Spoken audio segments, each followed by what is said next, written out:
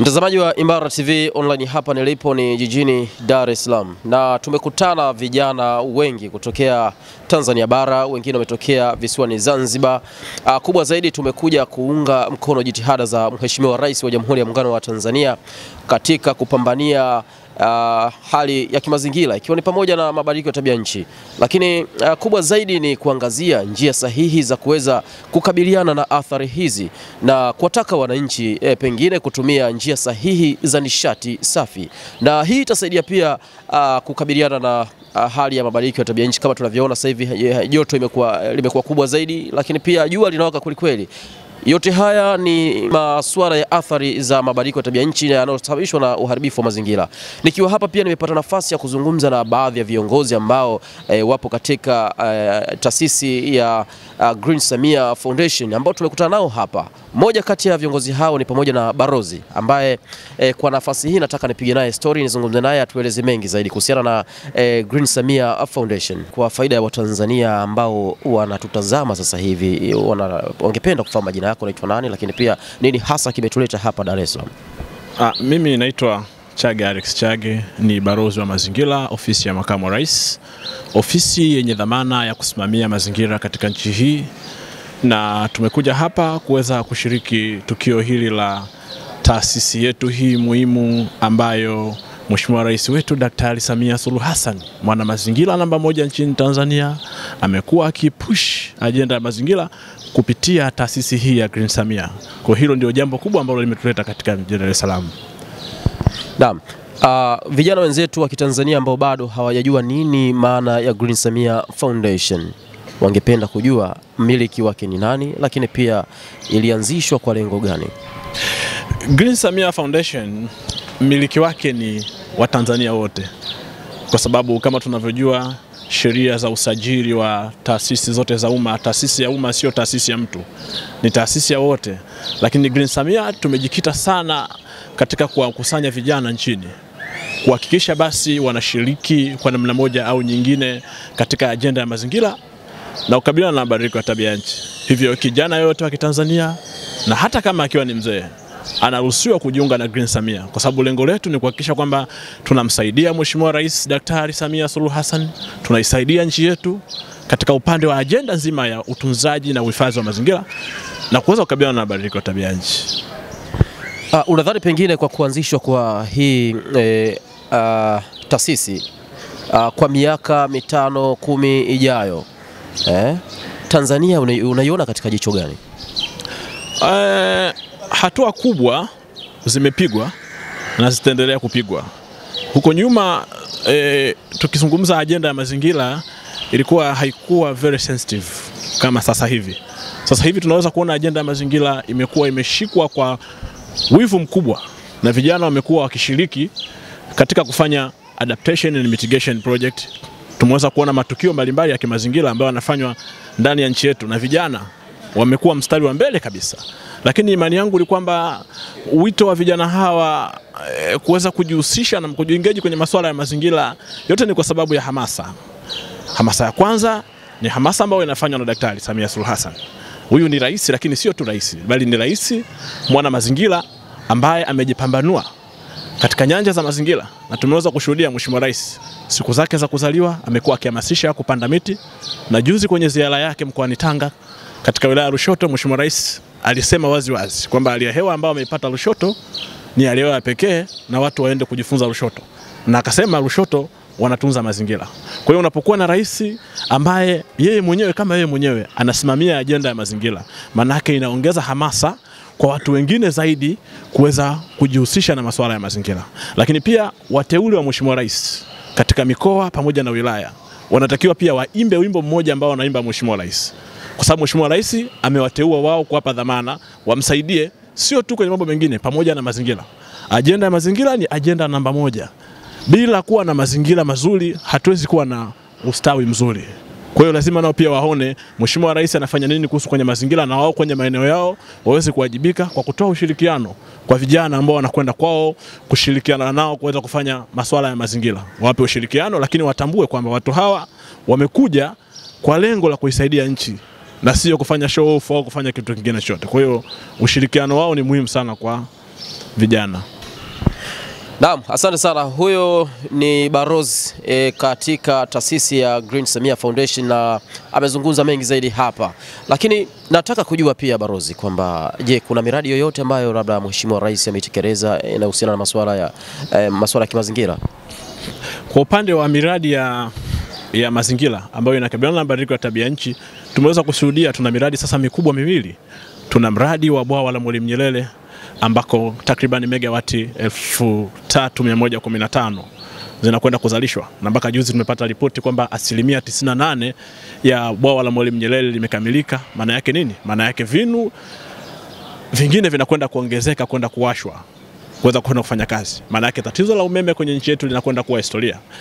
Kwa hiyo huo ni mradi wa kwanza. Maana yake unapokuwa na umeme wa uhakika, maana yake ni rahisi sasa kuweza kusambaza nishati safi ya kupikia, kwa sababu watu sasa watashifti kutoka kwenye matumizi ya kuni na mkaa, watakwenda kutumia umeme na kwenda kutumia gesi. Kwa hiyo mradi wa bwawa la Mwalimu Nyerere ni mradi mkubwa wa kimkakati, ni shukrani kwa Mheshimiwa Rais.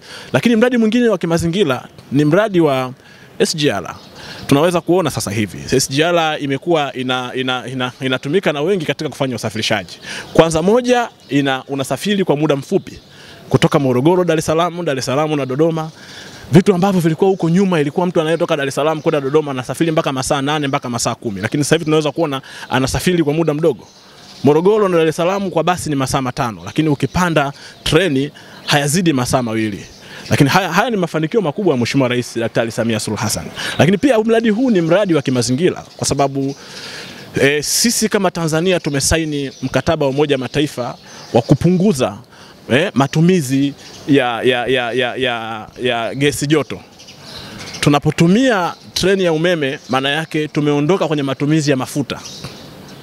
Maana yake treni hizi hazitumii tena mafuta, maana yake zinatumia umeme. Kwa maana yake pia tumekwenda kupunguza kiwango cha uzalishaji wa gesi joto.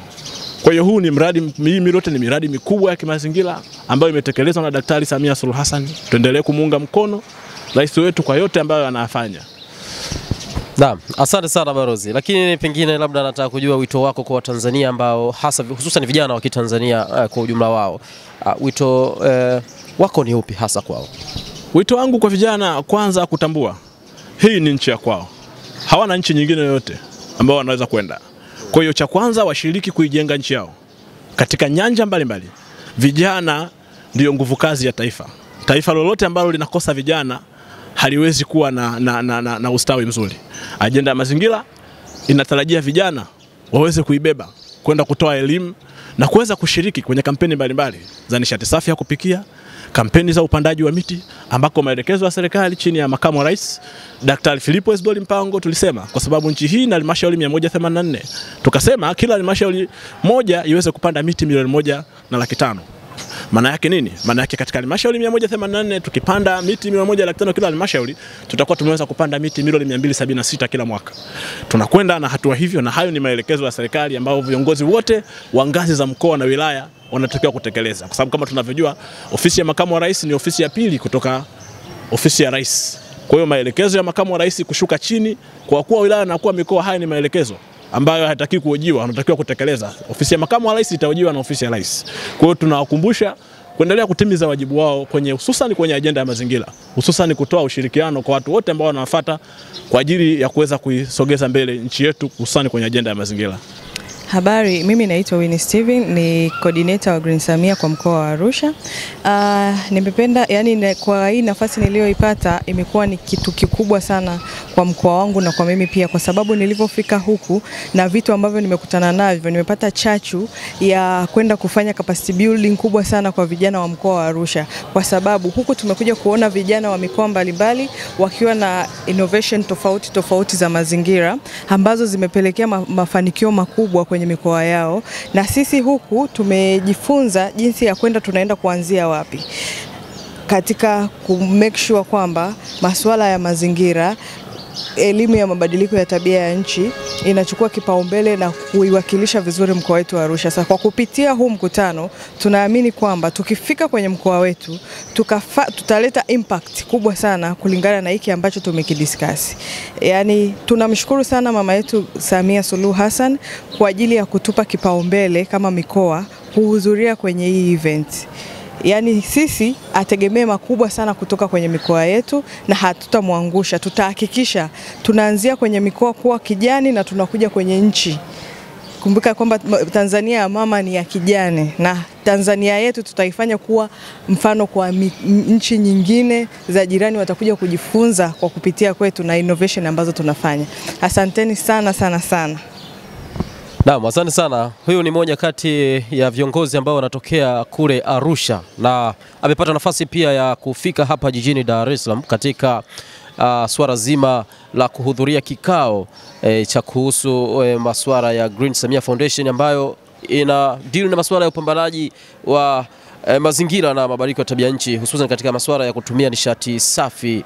Na hapa pia nipo na kijana mwingine ambaye naye anatokea Chuga kule bila shaka. Naye anatokea Chuga, amepata nafasi ya kufika hapa Dar es Salaam. Unajisikiaje kwanza kufika hapa Dar, lakini ni mzoefu sana katika masuala haya? Karibu, anza kujitambulisha jina lako. Asante. Kwa majina mimi naitwa George Joshua Molel. Ni mratibu wa Green Samia Foundation mkoa wa Arusha, na pia natokea shirika la Christian Environment Conservers. Kwa pale mimi ni katibu ambao tuko Tanzania nzima. Tukijikita kwa Green Samia. Kwa Green Samia kwenye mkutano kufanyika, kwanza tunamshukuru mama yetu Samia Suluhu Hassan Daktari Amiri Jeshi na Rais wa Jamhuri ya Muungano kwa kutupa sasa sisi vijana fursa ya kuona kwamba tuingie kwenye sekta ya mazingira, kwa sababu ukiangalia sasa hivi kwenye nchi yetu sio mkoa mmoja tu, kila mikoa mabadiliko ya hali ya hewa yanakuwa ni wimbi kubwa ambalo yanachachia joto jingi kuwa joto lazidi, ardhi inakauka, watu wanakata miti ovyo kwa sababu kutafuta charcoals.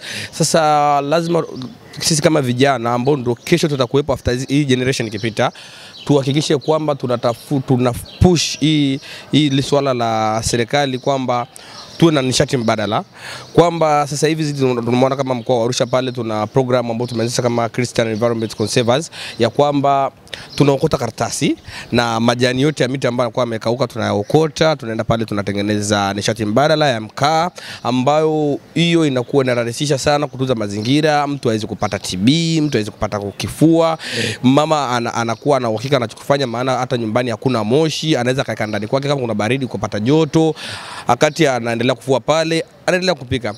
Pili, kwa Green Samia kuna zile kopo ambazo tunaendaga kila mwaka. Ukiangalia kama hizo kopo zinazofanyika, Mheshimiwa Rais yeye ndo wa kwanza kuthubutu Afrika. Imagine, amekuwa balozi mzuri kwa Afrika kwamba okay, hebu sasa Afrika tuamke na hii motivation kwamba mazingira yanaharibiwa, na tukapata ugeni mkubwa ya ule mkutano uliofanyika kuhusu energy. Sasa huo mkutano na sisi vijana tulishiriki, tunashukuru sana kwa kupata fursa hiyo na tumejifunza vitu vingi. Sasa rai yangu kwa mkoa wa Tanzania wote na wananchi wote ni kwamba sisi vijana, kwamba sisi kama Mirojini Coordinator, nitakuwa labda na wale waratibu wangu wa wilaya, tuwe chachu wa kuamka hichi kilichoanzishwa na rais, na sisi kupata hizi fursa tusiende kulala, tufanye kwa kweli. Ndio. Na ni mara ngapi kushiriki labda mkutano kama huu?